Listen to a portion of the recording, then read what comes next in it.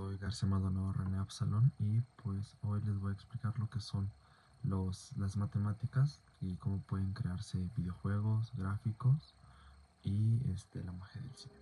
En ese caso tenemos un personaje 3D y pues en realidad cada punto de coordenadas dentro del espacio puede ser animado y necesitamos moverlo miles a puntos de manera precisa y simultánea.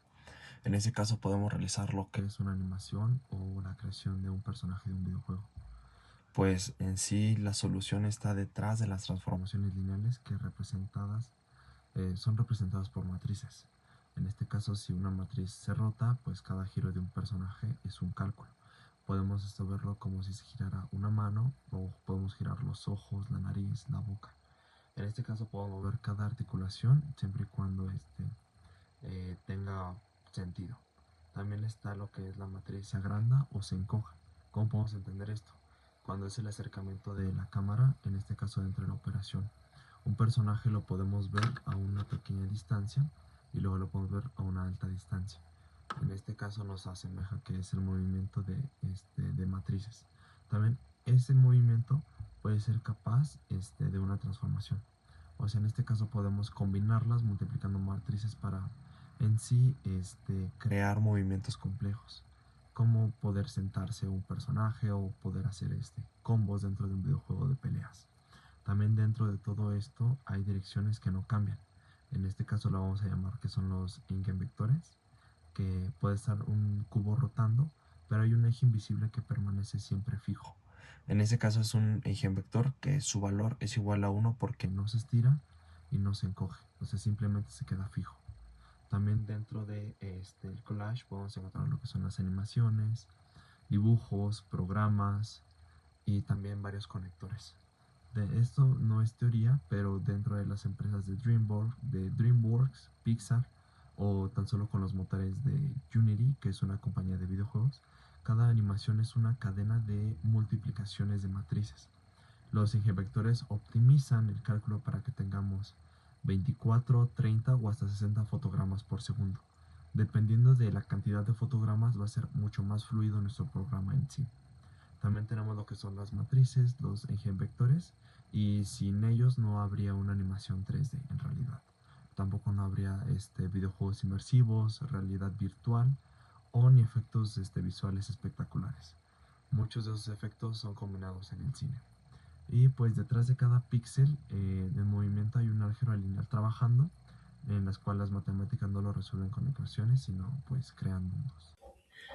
Buenas tardes, mi nombre es Alan Alcázar Espinosa y a mí me toca hablar sobre la compresión de imágenes, incluyendo los eigenvectores, eigenvalores y transformaciones lineales, hablando específicamente del PCA. Empezaremos por comprender realmente qué es el análisis de componentes principales o por sus siglas PCA y cómo logra comprimir información compleja como imágenes. Para esto primero debemos cambiar la forma en que vemos los datos digitales. Para una computadora una imagen no es el cuadro visual que nosotros percibimos, es una matriz inmensa de números. Si imaginamos aplanar esta imagen, cada fila una detrás de otra, obtenemos un vector gigantesco de miles de píxeles. Matemáticamente esto significa que cada imagen que analicemos es solo un punto diminuto en un espacio de miles de dimensiones.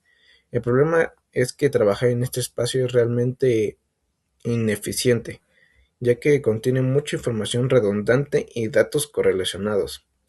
Aquí es donde entra el motor, por así decirlo, del PCA, que son las transformaciones lineales. Podemos pensar en una transformación lineal como una máquina que toma este espacio de datos complejo y lo rota o lo reorienta para encontrar una mejor perspectiva. Pero ¿cómo PCA decide cuál es la mejor perspectiva? Pues la respuesta está en la varianza, que en el procesamiento de datos la varianza es sinónimo de información. Es donde los datos combinan, donde están en los bordes, los contrastes y las diferencias que nos importan de esta imagen para poder hacer que se vea igual. El objetivo de PCA es encontrar la transformación lineal óptima que alinee los nuevos ejes del espacio con las direcciones donde existen la mayor varianza. Matemáticamente, estas direcciones fundamentales se llaman eigenvectores, que si estuviéramos analizando fotos de personas, estos eigenvectores serían las famosas llamadas eigenfaces, que pues, son imágenes fantasmales que representan las características básicas que construyen a cualquier rostro. Acompañado a cada eigenvector está su eigenvalor. Ese número es crucial, pues nos indica la importancia de ese eje.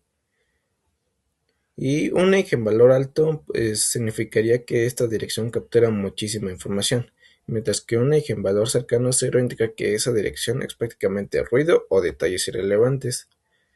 La magia de la compresión ocurre en este paso, que al ordenar los eigenvectores por su eigenvalor de mayor a menor, descubrimos que la gran mayoría de la información vital de una imagen se concentra en los primeros pocos componentes. PSA nos permite quedarnos solo con esos componentes principales, que serían 50, 100, no sé, 60, 70, y los demás los descarta, porque vendrían siendo ruidos o datos irrelevantes. Al aplicar esta transformación y proyectar nuestros datos originales sobre estos pocos ejes seleccionados, reducimos drásticamente la dimensión del archivo, sin perder la esencia visual de la imagen. Es un principio similar al que usa JPG para comprimir, aunque PSA es un método adaptativo que calcula las mejores direcciones basándose específicamente en los datos que está analizando.